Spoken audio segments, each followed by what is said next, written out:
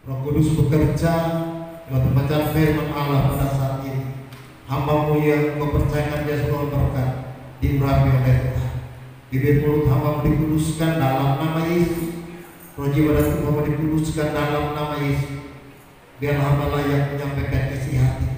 Ketika pengurapan itu menjadi milik bagian hamba, setiap perkataan yang disampaikan perkataan yang mengandung kuasa yang dapat dimengerti dipahami oleh jemaat yang ada, dan boleh menikmati berkat Allah yang luar biasa. Semua sidang jemaat Tuhan yang hadir di tempat ini diurapi, diberkati oleh Tuhan. Dalam konsentrasi kami tertuju kepada Tuhan, mendengarkan kesaksian firman Allah yang Engkau sendiri datang berbicara di tempat, dan biarlah firman ini merupakan kebutuhan kami di tempat ini. Tempat ini kami serahkan dalam tangan Tuhan. Segala kekuatan iblis setan dalam bentuk yang datang mencuri setiap benih kebenaran firman Allah, dan ikat kekuatan kami tolong dalam nama Yesus. Darah Yesus yang berkuasa. Setiap pikiran yang menerima mengembar kami takutkan di bawah kuasa nama Yesus. Fokus kami tertuju kepada firman yang hidup, sehingga kami boleh menikmati setiap benih kebenaran firman Allah yang luar biasa, dan kami boleh mengerti apa maunya Tuhan dalam hidup kami. Kami siap sambut firman Allah dalam nama Tuhan Yesus Kristus, firman yang hidup. Haleluya, amin. Silakan duduk, puji nama Tuhan. Shalom Elohim, Shalom Elohim. Bersyukur kepada Tuhan semua, Tuhan Yesus baik. Amin. Kasih Tuhan tidak pernah berkesudahan, pertolongan yang sempurna. Kita ada sebagaimana kita ada, dengan tubuh yang sehat diberkati semua karena pertolongan Tuhan. Amin. Jadi hari ini minggu yang pertama di bulan Juni, tidak terasa sudah setengah tahun kita melewati hari ini dengan banyak peristiwa, dengan banyak kejadian, dengan banyak hal yang diizinkan dalam hidup kita semua, tapi tidak pernah berhenti. Amin. Amin, saudara. Melihat keadaan dunia yang tidak membaik, yang tidak baik-baik saja, tetap kita punya Tuhan yang tetap baik. Apapun pergumulanmu, apapun yang ada dalam hidupmu, Tuhan Yesus tetap baik. Amin. Mari kita belajar satu kebenaran firman Allah yang bergumul dengan kebenaran firman Allah yang akan disampaikan di tempat ini. Beberapa hari ini saya bergumul untuk firman Tuhan. 1 Timotius pasal 6 ayatnya yang ketiga sampai dengan ayatnya yang ke-10. 1 Timotius pasal 6 ayatnya yang ke 2b, ya 2b sampai ayatnya yang 10. Kalau sudah dapat katakan amin. Sekali lagi 1 Timotius pasal 6 ayat 2b sampai ayat 10. Kalau sudah dapat katakan amin. Tuhan, kita akan baca secara berbalas-balasan firman Allah ini. Saya akan mulai dari ayatnya yang ke-2b, terus dibalas oleh jemaat yang bisa membaca Alkitab, dan kita tidak tergesa-gesa membaca, dan kita mengikuti tanda baca supaya kita dapat mengerti, memahami tulisan yang terkandung dalam Alkitab ini. Lembaga Alkitab Indonesia memberikan judul pembacaan mengenai penyakit bersilat kata dan mengenai cinta uang. Ajarkanlah dan nasihatkanlah semuanya ini.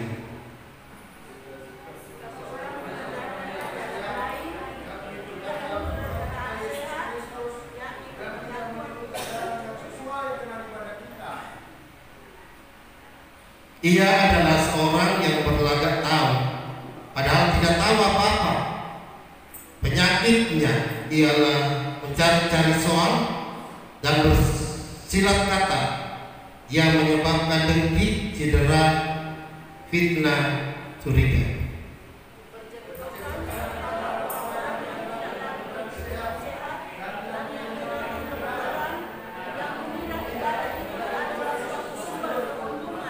Memang ibadah itu kalau disertai dengan rasa cukup memberi keuntungan besar.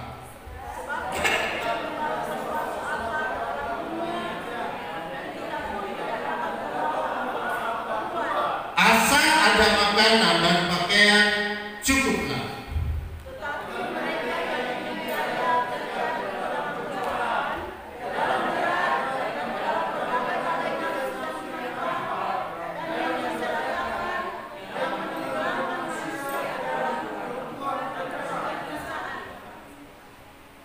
Karena akan segala kejahatan ialah cinta uang, sebab oleh memburu uanglah beberapa orang telah menyimpang dari iman dan menyiksa dirinya dengan berbagai-bagai duka. Sekian jauh pembacaan firman Allah yang dikatakan berbahagia adalah kita semua yang mendengarkan kebenaran firman Allah dan melakukannya dalam hidup kita setiap hari. Shalom Elohim. Shalom, puji Tuhan, luar biasa. Kita kembali dipertemukan dengan satu pertemuan yang sukacita, memuji memuliakan nama Tuhan dalam persekutuan ibadah Minggu Raya. Sekaligus kita akan merayakan sakramen perjamuan kudus di tempat ini. Bapak Ibu Saudaraku yang diberkati oleh Tuhan, kitab 1 Timotius adalah surat kiriman Rasul Paulus kepada Timotius. Ditulis pada tahun 65 Masehi. Saya mencoba mencari tahu surat ini ditujukan kepada jemaat di mana dan apa yang membuat Rasul Paulus sangat terkesan, sangat menginginkan mengirim surat Timotius. Ternyata saudara, kalau kita baca secara keseluruhan dari kitab 1 Timotius, 2 Timotius, bahwa khususnya pasal 6 ayat yang kedua B dan sampai 10, ternyata surat ini dikirim oleh Rasul Paulus lewat Timotius untuk disampaikan kepada jemaat yang ada di Efesus. Ya. Kalau kita lihat dalam pasal pertama, dalam 1 Timotius pasal 1 ayatnya yang ketiga dan keempat berkata demikian, kami wajib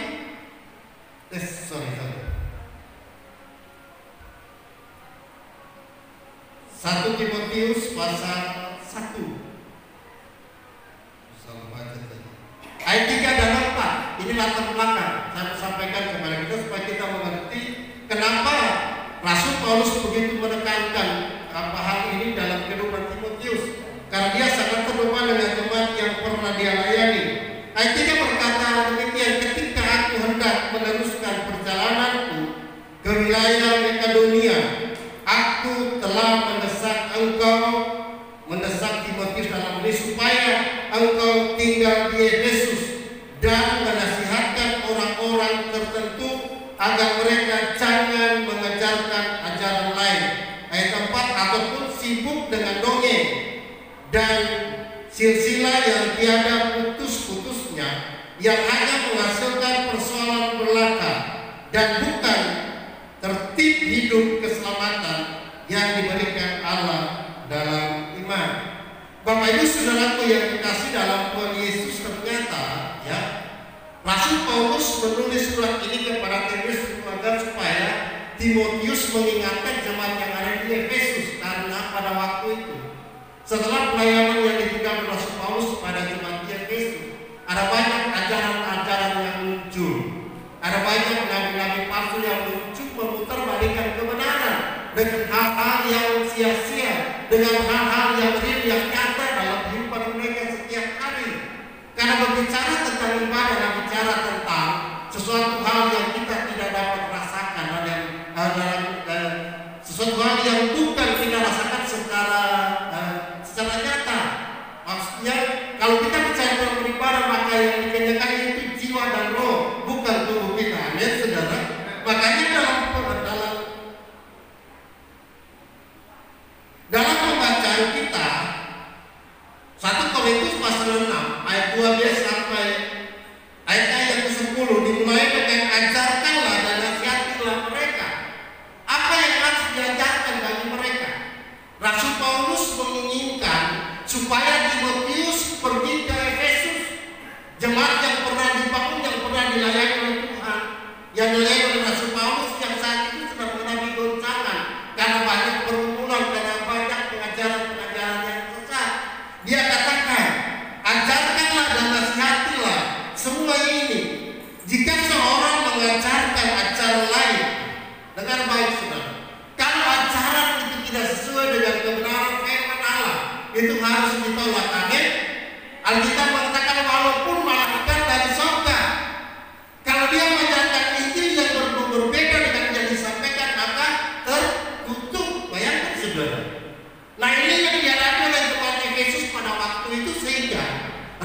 Paulus mengingatkan jemaat untuk menasihatkan mereka.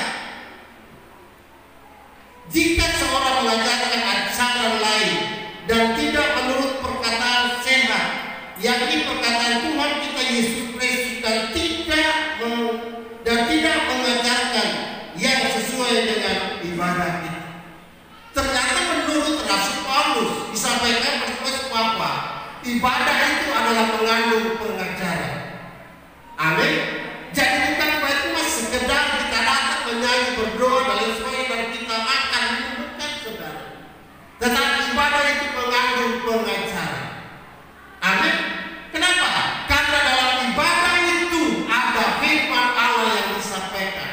Firman tentang kebenaran, firman tentang dosa mengingatkan kita, firman tentang bagaimana kita hidup berkenan kepada Tuhan, bagaimana kita berkata-kata, bagaimana kita bertingkah laku, disampaikan dalam persekutuan ibadah itu. Saya juga terkejut saudara, kenapa ayatnya bagian terakhir bilang dan tidak mengajarkan yang sesuai dengan ibadah. Ternyata ibadah itu ada pengajaran, amin saudara. Makanya ketika kita bertindak untuk mencari wajah Tuhan lewat persekutuan ibadah yang sudah dibentuk, maka persiapkan hati kita untuk benar-benar datang beribadah kepada Tuhan. Amin. Ia adalah seorang yang berlagak pada dia tidak tahu apa-apa. Ini orang-orang bagaimana? So tahu.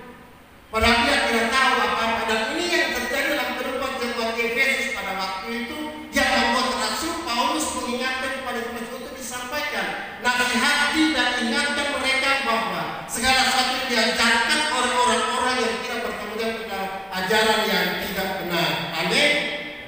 Amin. Penyakitlah ialah mencari-cari soal dan bersilakan. Ini penyakit ini saudara. Penyakit mulut, ya kan? Penyakit apa lagi? Penyakit lidah. Ya kan? Alkitab pernah berkata bahwa dalam Yakobus 3:9, dengan lidah kita memuji Tuhan, dengan mulut juga kita mengutuk sesama. Ini penyakit sebenarnya. Kalau kita tidak kuasai Efesus 5:19, berkatalah seseorang kepada yang lain dalam mazmur, pujian, dan nyanyian rohani. Ya. 1 Timotius 4 ayat 12. Hendaklah engkau menjadi teladan dalam perkataanmu. Efesus 4:29. Jangan ada perkataan kotor yang dari mulut. Nah, ternyata penyakit ini sedang melanda kehidupan jemaat Efesus. Rasul Paulus mendengar semua itu dan dia mengingatkan kepada Timotius untuk senantiasa mengingatkan mereka bahwa sedang terjadi pergeseran kepercayaan, sedang terjadi pergeseran ajaran. Ya. Berbicara hal yang tidak baik, berbicara hal yang tidak menjadi berkat bagi sesama. Itu yang terjadi. Dan mungkin keadaan Efesus pada waktu itu tidak jauh berbeda dengan ada sekarang ini, saudara kita semua. Memang orang yang tidak ada tapi roh itu sedang bekerja. Penyakit bersilat kata, bersilat lidah, penyakit-penyakit yang senantiasa membuat orang tersandung, membuat orang tidak menjadi rasa damai dan lain sebagainya. Dan diingatkan kepada kita semua, biarlah kita menjadi berkat bagi semua orang. Amin. Bukan sekedar kita memberi sesuatu, tapi perkataan kita membuat orang itu diberkati. Amin. Kalaupun kita merasakan segala sesuatu, jangan katakan kepada orang sehingga orang lain membuat mereka juga tidak menikmati kekuatan dari berkat. Tapi sebagai orang yang menikmati berkat Allah luar biasa, perkatakan sesuatu yang luar biasa agar supaya orang mendengarnya mereka diberkati oleh Tuhan. Amin. Jadi itulah ketika mereka yang mengalami pengajaran-pengajaran saat ini, maka terjadilah dengki, cedera, fitnah, curiga, apalagi percekcokan antara orang-orang yang tidak lagi berpemikiran yang sehat, yang kehilangan kebenaran. Jadi kita boleh introspeksi diri. Kalau perkataan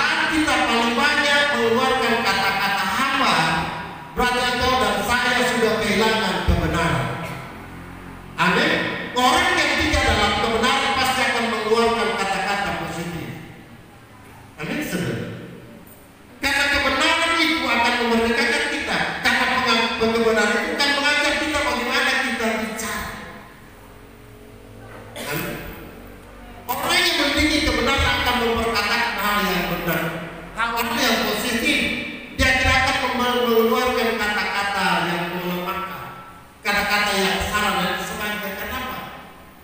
Alkitab mencatat bahwa orang yang tinggal dalam kebenaran adalah orang yang hebat, orang yang kuat dan selalu memperkatakan setiap kebaikan Tuhan. Amin, saudara.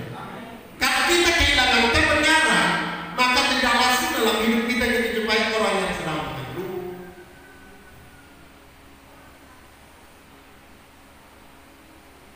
orang yang kecewa. Aduh, saudara, gimana kan?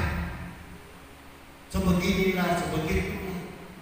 Bukankah kita ada kebenaran? Bukankah kita ada pengharapan minggu lalu atau pengharapan yang mengajarkan kita? Amin, saudara.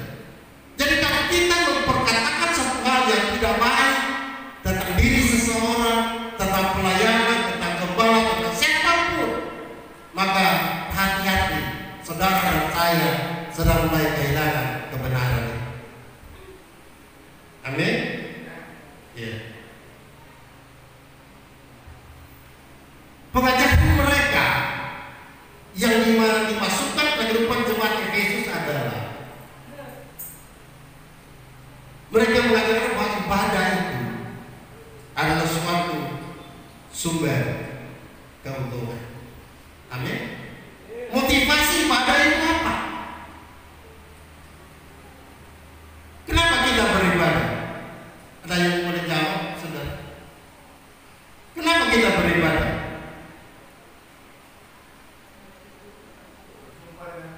Berjumpa dengan Tuhan. Apa untungnya kita beribadah?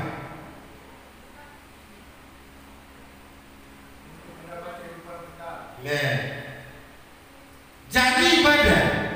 Kalau kita ibadah sungguh-sungguh, makanan kita diberkati, roti makanan kami diberkati, air diberkati, amin. Dan itu tidak bisa diambil oleh siapapun, tetapi itu bukan tujuan utama kita. Amin.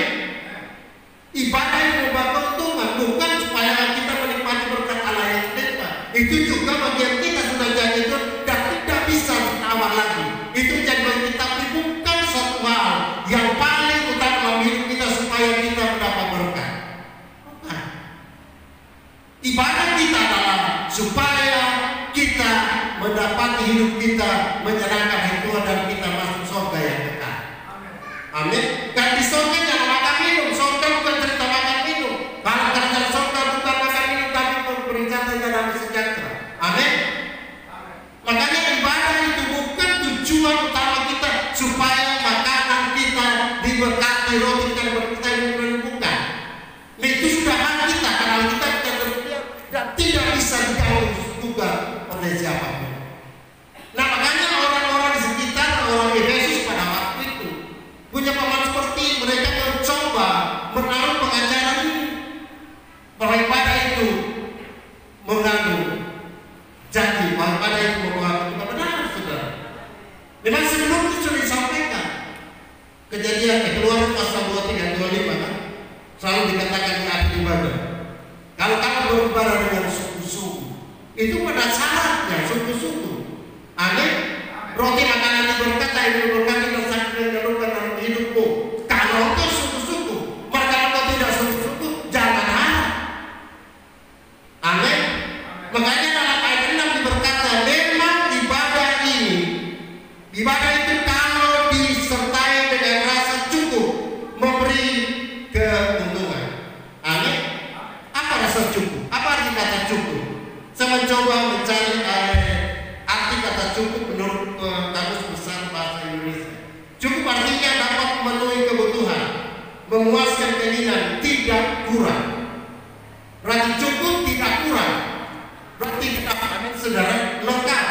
Nah, dalam ayat 6 dikatakan memang ibadah itu kalau disertai dengan rasa cukup memberi keberuntungan besar. Tetapi kenapa banyak orang tidak pernah memperoleh keberuntungan besar? Kenapa tidak banyak orang mengalami yang namanya keberuntungan besar? Kenapa? Karena ibadah tidak disertai dengan rasa cukup. Amin. Ibadah itu berapa jam sih? Paling tidak 3 jam, 3 jam setengah. Kalau ibadah itu disertai dengan rasa cukup,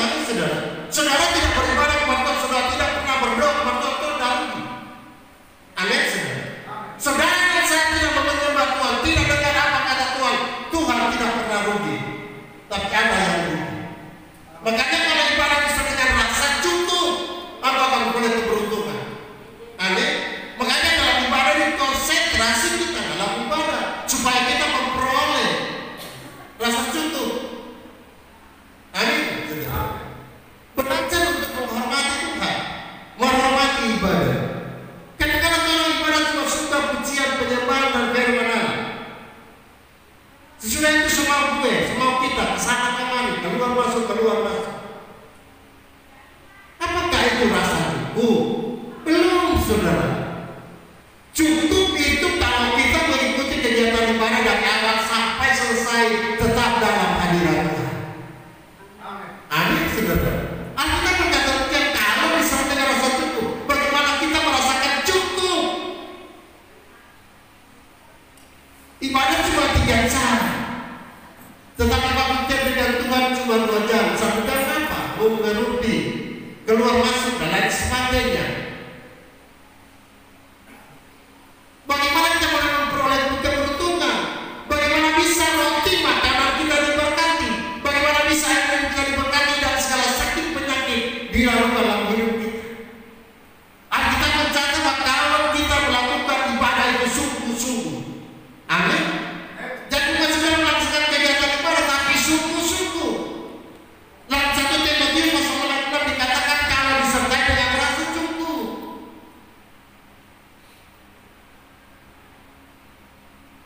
Karena kita banyak berdari, tapi Tuhan itu baik, saudara. Tapi harus malulah kepada Tuhan.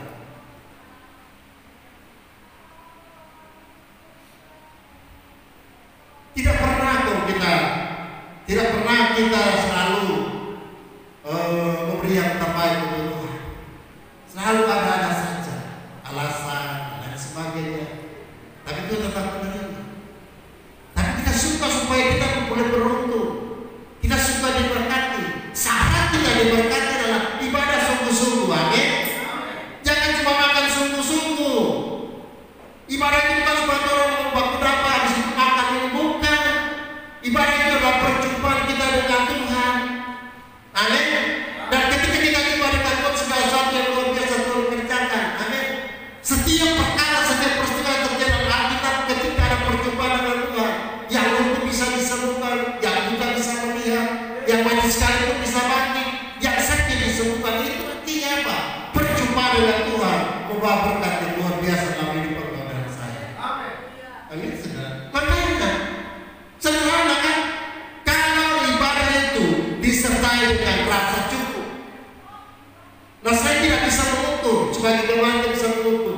Kita yang ukur, apakah ibadah saya rasa cukup atau tidak? Apakah saya datang gereja selama ibadah itu cukup? Tidak. Atau cuma suka lewat pujian penyembahan dengan firman Allah. Habis itu kesaksian keluar, habis itu penyampaian, cerita. Ini kan masih dalam suasana ibadah, gitu.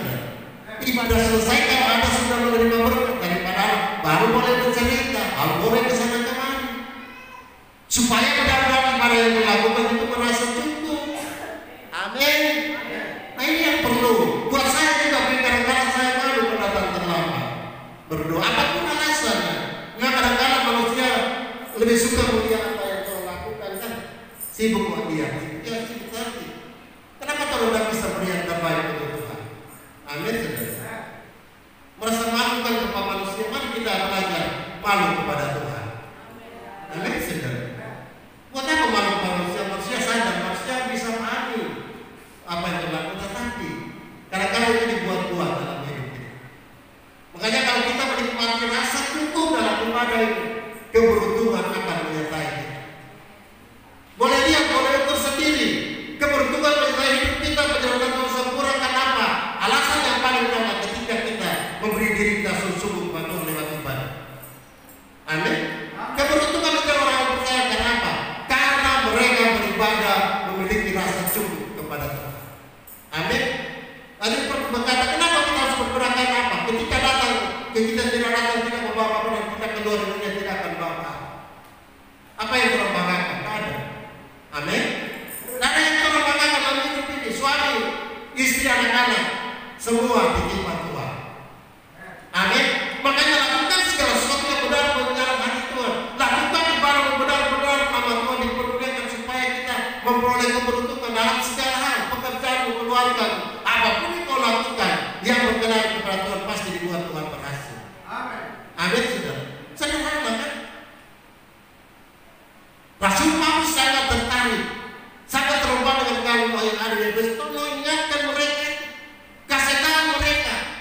Ada suruh kepada anak serani, anak kesayangannya Timotius, supaya menyampaikan berita ini. Jangan cuma karena sesuatu hal yang kita lihat. Kadang-kadang orang berpikir ada beribadah dulu. Siapa tahu, apa ini, siapa tahu. Bukan itu. Bicara ibadah adalah bicara bagaimana kita memberi makanan roh dan jiwa kita. Amin. Itu kita berbicara ibadah bagi roh dan jiwa kita yang dikenyangkan. Ya kalau minum makan khusus itu lebih berikut untuk badan, untuk jasmani. Tapi yang paling utama adalah bagaimana kita memahami akan hakikat ibadah itu supaya kita melakukan ibadah itu dengan rasa cukup. Amin. Ayatnya yang ke-8 berkata asal ada makanan dan bagian cukup. Masih berlaku ayat ini, saudara? Halo? Masih berlaku ayat ini kira-kira sekarang? Asal ada makanan pakaian cukup. Amin. Amin. Ya kalaupun diluaskan oleh Tuhan untuk kita boleh memahami segala sesuatu berkat Allah yang luar biasa untuk keperluan lain, walaupun Alkitab menggaris bawahi bahwa ya berarti makan minum itu ada cukup, puji Tuhan. Tetapi kalaupun ada keinginan lain agar kita boleh melakukan segala sesuatu memiliki yang lain, maka hal yang paling utama adalah berdoa kepada Tuhan. Amin. Dia sanggup menolong, dia sanggup menyiapkan apa yang menjadi kebutuhan kita. Karena apa sebabnya? Kenapa kita harus berdoa kepada Tuhan? Menjaga airnya yang ke-9 dan ke-10 akan menimpa hidup kekristenan orang yang percaya. Amin. Kalau kali kita bisa muncul sekejap atau kapan saja, hal yang paling kita lakukan adalah berdoa kepada Tuhan, dan Tuhan sanggup menolong dan memberkati kita. Amin. Semoga ayat 9 dan 10 berkata demikian. Tetapi mereka yang ingin kaya terjatuh ke dalam pencobaan. Amin. Tadi katakan asal ada makanan pakaian itu cukup, puji Tuhan, haleluya. Semua orang makan katakan terima kasih Tuhan, siap penting ada makan minum cukup, haleluya. Tetapi dalam lubuk hatinya yang paling dalam ada keinginan-keinginan yang membuat dia ingin memiliki sesuatu. Betul Tuhan, makan minum pakaian cukup, betul. Mari kita suka itu pasti. Kita suka cepat. Kita suka ketuhan itu. Kita suka yang benar itu semuanya. Dan ketika orang dalam hidup kita mengajar supaya pada saya berserah dan berseru kepada Tuhan. Minta maka kamu akan diberi, carilah maka kamu akan mendapat. Amin. Bukan itu kemauan kita, karena ayat 9 berkata demikian. Tetapi mereka yang ingin kaya terjatuh ke dalam pencobaan, ke dalam jerat dan ke dalam berbagai-bagai nafsu yang hampa, yang mencelakakan, yang menenggelamkan manusia ke dalam keruntuhan dan kebinasaan. Ayat 10 kata akan segala kejahatan ialah cinta uang. Uang tidak berdosa, karena itu berkat daripada Allah. Tetapi membuat kita bersalah ketika hati kita melekat kepada uang ini. Itulah seperti katakan tadi ayat yang ke-7 berkata, sebab kita tidak membawa sesuatu apa ke dalam dunia dan kita tidak dapat membawa apa-apa keluar. Ayat 8 berkata asal ada makanan dan minum cukup, puji Tuhan, haleluya. Tetapi ketika kita ada keinginan untuk boleh menambahkan pakaian, makanan dan minuman, maka hal yang paling berkenan patut adalah kita cari Tuhan dan berserah kepada Tuhan. Jangan ikut kemauan kita, jangan ikut hikmat kita, jangan ikut kemauan kita, cara kita yang senantiasa membuat kita jatuh ke dalam pencobaan. Tetapi mereka yang ingin kaya terjatuh dalam pencobaan. Jadi pencobaan itu diciptakan oleh kita kenapa? Karena kita memiliki keinginan yang di luar daripada kemampuan kita. Amin, saudara. Semua ini kalau itu saya bilang, Tuhan kasih bukan buat keinginan, tetapi kebutuhan. Amin. Keinginan bukan berbeda dengan kebutuhan. Amin, saudara. Kalau kita ingin, kita semua ini, kita beli ini alat ini, kita beli begini, kita ingin. Tetapi yang dibutuhkan berbeda dengan apa yang Tuhan inginkan. Amin, saudara. Makanya kepada firman Allah pada yang mengingatkan saya pribadi kita semua untuk benar-benar hidup sesuai dengan kebenaran firman Allah, hidup di dalam pengajaran yang ada dalam ibadah. Ibadah itu ada pengajaran, kenapa? Di situ ada firman. Firman Allah itu adalah pengajaran, mengajak kita bagaimana kita cara hidup, bagaimana kita berkata-kata, bagaimana kita menyapa orang, bagaimana kita menjadi berkat bagi banyak orang. Selalu kami sampaikan dalam persekutuan ibadah. Amin. Makanya ibadah itu mengandung janji. Makanya ibadah itu beruntung keberuntungan apa? Disertai dengan rasa cukup. Oleh sebab itu pada pagi hari ini saya mengajak kita semua untuk bagaimana meresponi akan kegiatan ibadah. Jangan semau gue udah tak ibadah, jangan. Kau sudah menghormati kepala, hormati itu Tuhan yang Maha Kudus. Karena Tuhan tak peduli dengan Tuhan, Tuhan itu baik. Tapi tolonglah kita memiliki rasa malu di hadapan Tuhan. Amin, saudara. Ibadah itu rasa cukup disertai dengan berkat. Ibadah itu rasa cukup mendapat keberuntungan. Kenapa kita selalu kurang, selalu mengeluh, selalu masalah, bergumul? Kenapa? Karena ibadah kita menjadi sampai rasa cukup. Karena ibadah orang cuma sekedar kita orang, kalau kita suka datang jam begini, kita suka, kalau nyadar kita nyadar. Nah, apa sih? Tuhan kembali nyadar apa? Kenapa? Seprinsip kembali. Tuhan kok nyadar rugi, nggak saudara? Yang rugi itu Tuhan. Tuhan yang memuji Tuhan, banyak malaikat di surga memuji Tuhan. Amin. Tuhan yang sembah Tuhan, banyak di surga malaikat menyembah Tuhan. Tuhan dan tapi Tuhan tidak ingin agar satu jiwa pun tersesat. Amin. Dia mau supaya kita semua selamat. Nah, dengan bagaimana kita memperoleh keselamatan? Selain kita melakukan kebenaran firman Allah, firman Allah ini setiap kali turun dalam persekutuan di gereja, dalam ibadah kunjungan, ibadah ibu bapak, itu selalu ada firman. Karena itu kebenaran, itu pengajaran yang harus kita pelajari bersama-sama, kita aplikasikan dalam kehidupan setiap hari.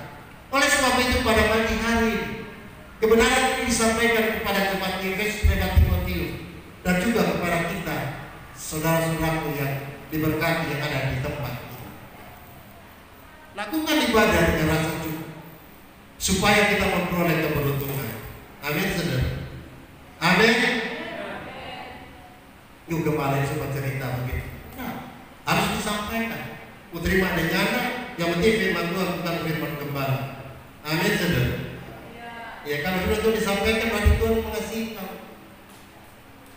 Jaga perkataanmu, bicara yang tidak benar. Karena dengan mulutmu kau dibenarkan, dengan mulutmu juga kau akan dihukum. Amin. Apa betul kalau bicara pakai botol sedikit? Ini kita ada bilang ini berfaedah kenyang. Amin. Supaya kita menjadi berkat bagi banyak orang, jadi berkat bagi sesama. Nah, firman Allah pada sini mengingatkan engkau dan saya pribadi lebih dulu untuk sadar bahwa pengajaran yang sesungguhnya itu datang dari firman Allah. Amin.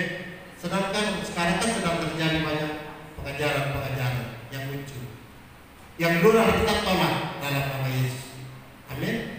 Yang dalam Alkitab terima karena sudah dengan kebenaran. Karena firman itu adalah murni, tidak bisa ditambah, tidak bisa dikurang. Amin. Siapa yang menambah akan ditambahkan malapetaka, siapa yang mengurangi akan dikurangi dalam kitab kehidupan. Wahyu pasal 22 ayat 18. Jadi pas apa yang disampaikan. Sebab itu Rasul Paulus menegaskan, sampaikan kepada mereka bahwa mereka sudah mulai disesatkan dengan penjara yang baru. Tentang ibadah itu benar mengandung keberuntungan kalau disertai dengan rasa cukup.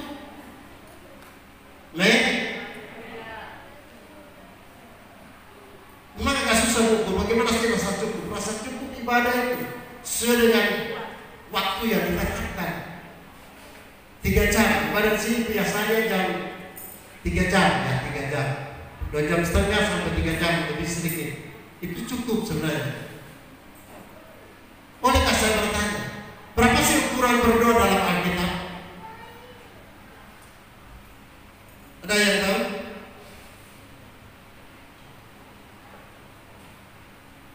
Ukuran jam doa dalam Alkitab berapa menit? Hah? Berapa? Hah? 60.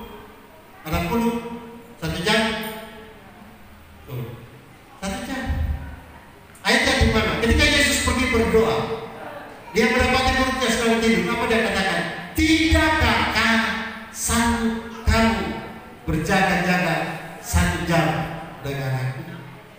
Amin. Itu cukup. Bukan malah berdoa 1 jam apa mau bilang? Ya, kan begitu. Ternyata kita praktik lebih 1 jam lewat pujian penyembahan, berdoa pujian penyembahan lewat. Amin saudara. Masalah jangan pasti. Bagaimana kau bisa memperoleh keberuntungan? Bagaimana kalau makanan kita diberkati? Bagaimana kita diberkati? Bagaimana kita dilalukan dari sakit penyakit? Kalau ibadah kita tidak sungguh-sungguh, ibadah kita tidak lakukan satu rasa cukup. Saya percaya kita semua ditegur dengan firman dan saya pribadi dulu. Amin. Untuk memahami, menghormati Tuhan. Doa puasanya cuma 2 jam, 2 jam setengah. Tetapi kalau mulai itu cuma 2-3 orang. So dikasih sorong jam 6. Nah, memang banyak orang pengerja yang pulang masih setengah 7, tidak apa. Tapi kalau disengajakan kan, orang yang kerja buat apa? Datang jam 8, jam 9. Kan lain datang orang sepulang. Bagaimana mencukup? Yang sampai minus saudara. Ya. Jadi untuk kita, untuk saya pribadi, kalau saya datang terlambat, sudah mulai kita bermalu. Kita bukan malu kepada Tuhan, bukan. Saya malu kepada Tuhan. Amin. Dia yang menjaga saya. Alkitab bilang dia tidak pernah tertidur dan terlelap menjaga engkau dan saya. Amin. Makanya pada saat ini firman ini disampaikan kepada kita. Biarlah kita menjadi pelaku firman dan kita melakukan kebaktian kepada kita benar-benar rasa cukup. Supaya apa?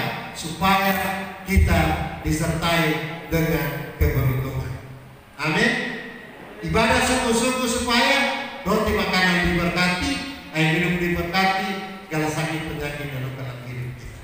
Tuhan Yesus memberkati firman-Nya yang sederhana ini jadi bagian jemaat yang Tuhan titipkan di tempat ini, jadi berkat bagi banyak orang. Puji Tuhan.